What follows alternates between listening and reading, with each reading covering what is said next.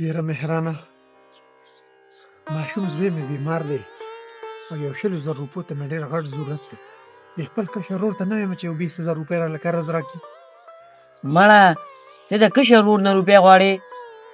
تا له خو شرم پکار دی چې ته ایلاغه بیلاغه د هغه نه روپۍ غواړې.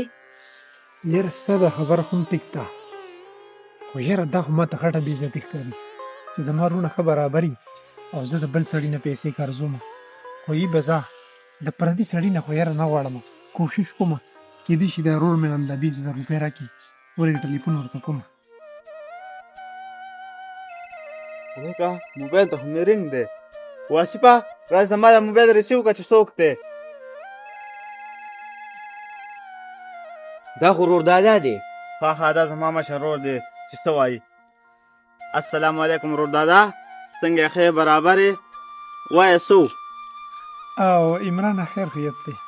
یاره ما یو خبره کوله، په کور کې د ماشوم لږ بیمار دی نو یو 20,000 روپۍ مې قرض پکار دی، دا خوله مې دردم نه جوړېږي، ډېر غټ شرم راله راځي، خو خفه کېږه مه، یو 20,000 روپۍ خو درله قرض راکړې نو ډېره به دې مهرباني وي.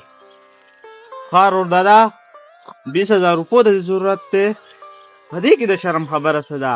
د شرم خبره خو باله وه چې تا بل چاته وینا کولې او زه خو ستا کشری ورور یم، نو زه به تا له 20,000 روپۍ نه در کوم.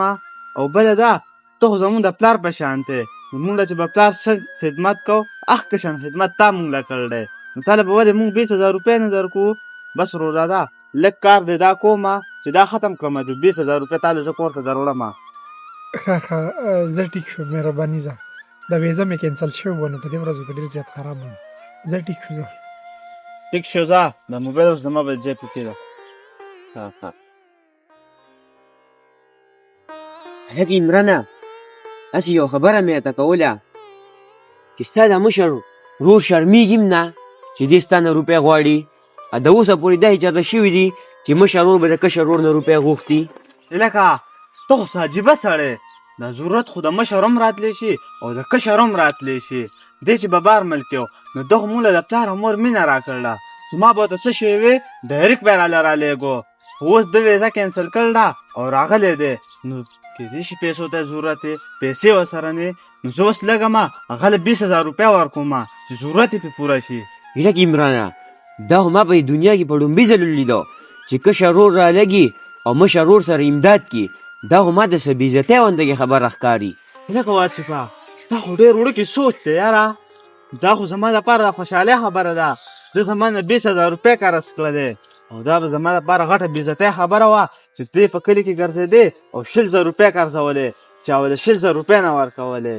او بله خبره دا ده ده خو زمونږ د پلار او مور په شان خدمت مونږ له کړی دی، دی خو زما دا سر هم وغواړي که نه دا سر به ترې نه هم زه منې نه کړمه، او په دې ټول عمر په دې کور کې ناست یي زه به روپۍ ورکومه، دا په ما حق دی. لکه تا دا ټلیفون نه و کټ کړی؟ هلو ورور دادا ولې تا دا خبرې واورېدې خو؟ او وروره الله دې تا خوشحاله کړي، زه خو ډېر زیات غټ خوشحاله شوم چې لکه زما کشران وروڼه دومره نران دي، خو بس الله ته به سوال کومه چې الله پاک دې ستاسو په شان کشران وروڼه هر چاله ورکړي.